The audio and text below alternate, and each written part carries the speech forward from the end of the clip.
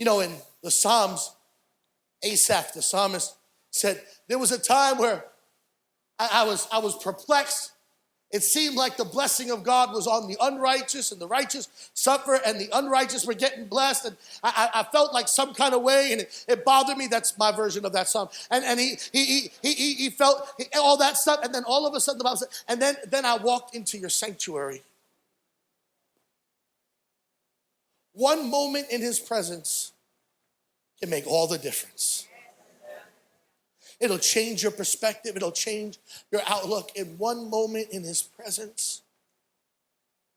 You see, God had to pull Elijah away from everywhere else so that he could speak to him.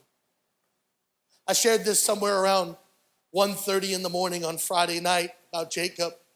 Jacob's all alone, and yet he realizes he's not all alone.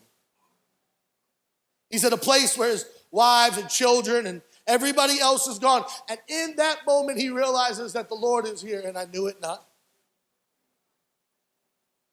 You know, when God begins to thin out the crowd in your life, when you're alone, don't quickly try to replace everybody. One of the biggest fears we have in society today is being alone by ourselves. The silence is deafening. The idea that we can hear ourselves, and we stick earbuds in our ears and Dre beats on our ears, and because we've always got to have noise around us. You see, it's not that God stopped talking, it's that life got really noisy. And so in a moment, he's got to pull us away, draw us away from everybody else and everything else and the circumstance and the conditions and the noisy of life so that he can pull us away. Why? Because he wants a moment where he can speak. He wants to speak, so he says, Adam, come away with me.